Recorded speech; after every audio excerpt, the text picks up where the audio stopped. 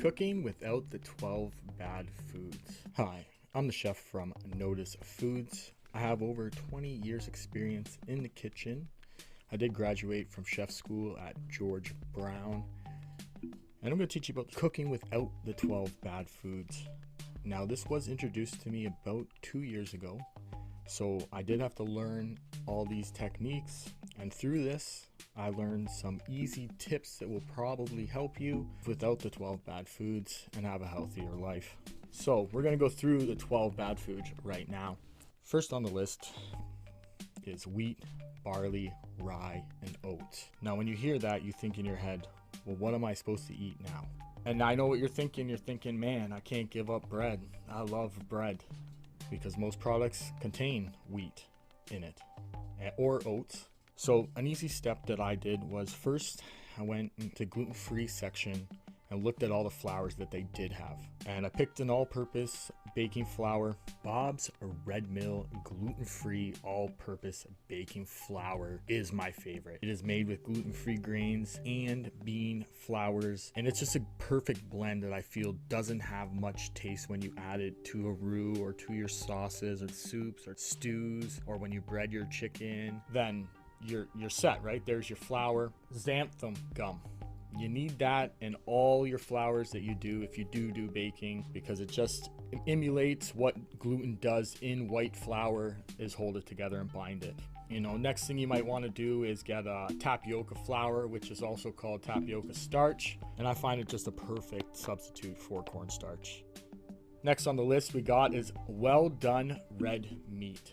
Don't burn your food and don't heat your red meat to too high of a temperature, because it does cause free radicals. So well done red meat is also burnt meat, or burnt really anything. Don't eat anything burned. The only exception is stewing meat. And the reason why stewing meat is acceptable and can be cooked well done is because it's never over the temperature of 100, because it's cooked in a liquid. Because stewing meat doesn't go over the temperature of 100, all your stewing meats, you can still stew them. And the next one on the list is no oil in a bottle. Now, most people have a problem with that because they do cook with vegetable oil, and most people have moved on to olive oil as a healthier choice, but none of it is good. So my substitute straight for oil is butter. And butter is the best because if you process it, you can make clarified butter. Now, butter can cook at 325 Fahrenheit, so that's mostly everything that's low and slow that you'd cook in oil. And anything higher than that is clarified butter, which it burns at 486, and you should never be cooking your food that high anyway. Another one that's, you can switch it up sometimes, is ghee. Now, ghee is a form of clarified butter, but where it comes from, it has a more nuttier flavor, and they say the burning point of that is 482 Fahrenheit. And when it comes to oils for salad dressings, where you will mix the vinegar and the oil together, just melt butter.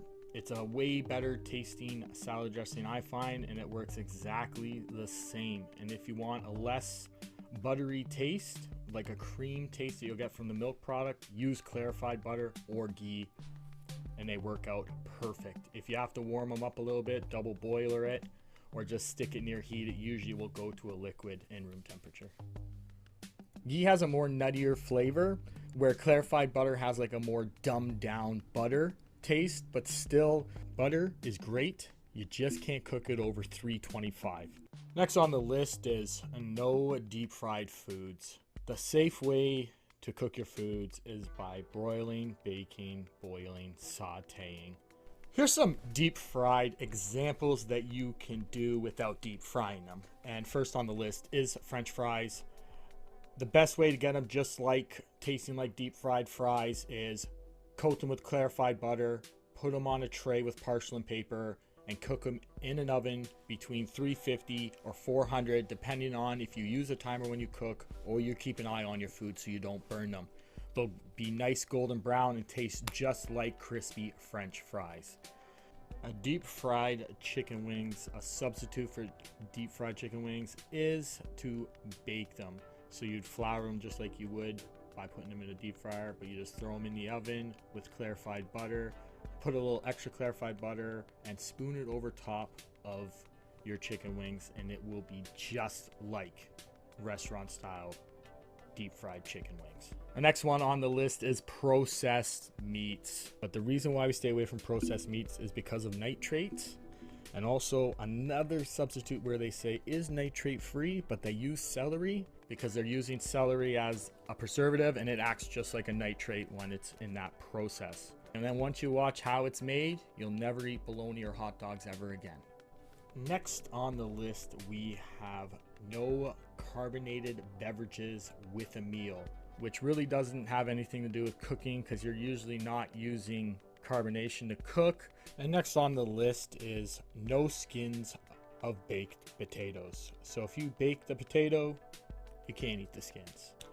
Now, if you boil the skins of the potatoes, that's okay. For potatoes though, there's lots and lots of ways you can cook them without the skins on them. And one of my favorite is roasty potatoes. You know, I just bake them in the oven, then I pull them out, I skin them, and then I shred them up and cook them low and slow with butter in a pan with a little salt and nutmeg to die for.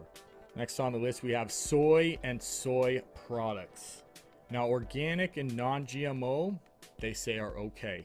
I really don't mess with any kind of soy products except for soy sauce, and it is gluten-free. The brand that I use is Bragg's. I also use their liquid aminos as a substitute for soy sauce as well. And last on the list is corn. Organic and non-GMO is okay. So if you have to make corn tortillas, just make sure your flour is organic or non-GMO.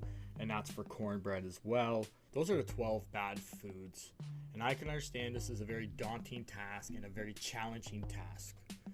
But I'm here for you, and I have done lots of recipes, and I'm continuing to do cooking videos as my journey has just begun with cooking without the 12 bad foods. This style of cooking is more going back to being homemade and more cautious with the food that you intake. And a few things I just want you to take away from this 12 bad foods. Number one, low and slow should be your motto when cooking any of your foods.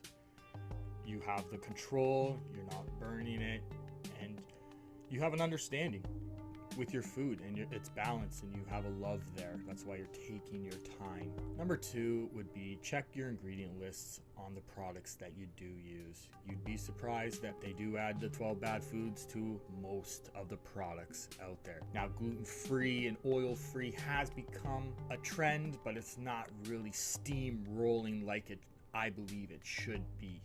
And that's all I have to say about this right now. But leave a comment if you have any questions, and if you like, follow us on Instagram at Notice Foods and DM us there, and we can answer all your questions. And thank you.